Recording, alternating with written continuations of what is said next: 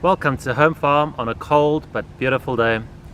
Today I want to tackle the subject of sustainability with regards to premium brands. Since we've moved to the countryside, we have really taken sustainability on board as a massive lifestyle choice. With that in mind, it wasn't only a matter of getting an air source heat pump in, along with some solar panels to reduce our carbon footprint, but we've also tried to make conscious decisions with regards to the products we buy. As you can see, we live on a small holding in rural England, and we have got a field and woodland that we need to tend to. With all the heavy rains and the snow that we get, the field can get sodden and it can get quite slippery, so you need a decent pair of wellies to be able to go down there. We made the decision to buy these pair of gardening wellies from Hunter for myself, purely because they have got a very high duty tread, and they are gardening wellies with a reinforced sole that allows you to drive a spade in without damaging the actual boot itself. So we're talking about sustainability, and sustainability means the production of these rubber boots. Obviously you want to have these for a long period of time so that they don't end up in a landfill somewhere within a short period of time. In addition to that, I often think of things in terms of financial sustainability too. So I've always been of the opinion that it's better to buy something a little bit more expensive, knowing that it's going to last 4 or 5 times longer than something that's a lot cheaper. With that in mind, we paid £70 for these Hunter Wellington boots, thinking that I was going to get 5+ years out of them. That has sadly not been the case.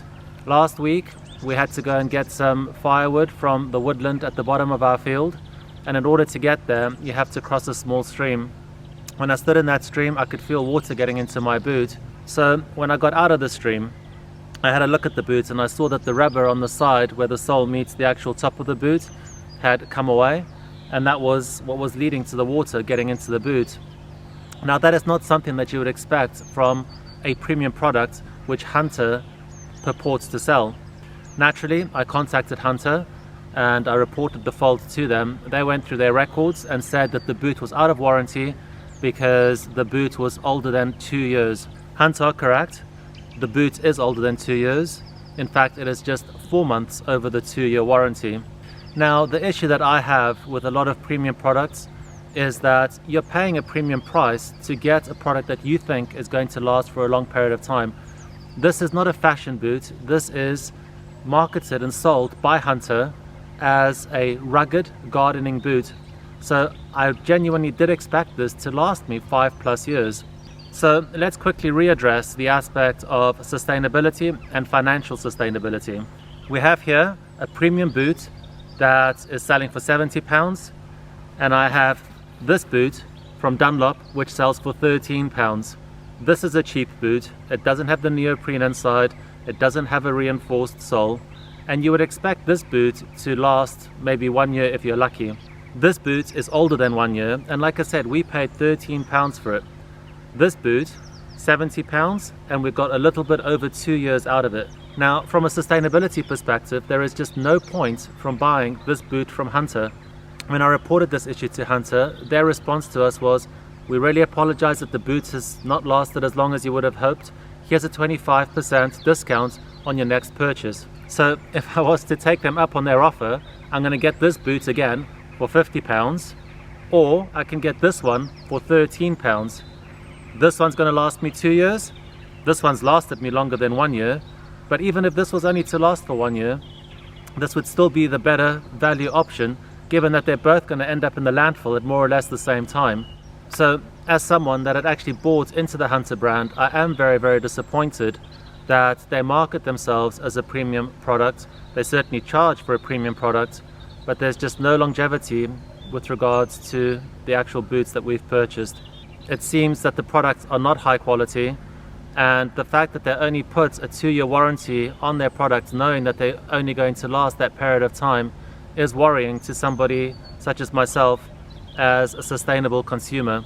So from my perspective, we are now having to rethink sustainability and financial sustainability with regards to the outdoor products that we are purchasing, especially Wellington boots. Since Hunter have been reluctant to replace this gardening wellie, we will try and glue the side portion back onto it. I don't think that that's going to work. We will continue to use them for as long as possible because we certainly don't want to send them to landfill right now. I will also continue to use my Dunlops. Like I said, those have lasted well over a year. They're only £13.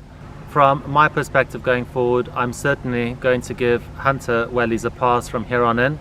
But I would love to hear your comments and feedback with regards to similar experiences that you might have had and what your take is on sustainability and financial sustainability. So that's it. I hope you enjoyed this video. If you did, please hit the subscribe button below and I'll see you in our next video. Bye bye.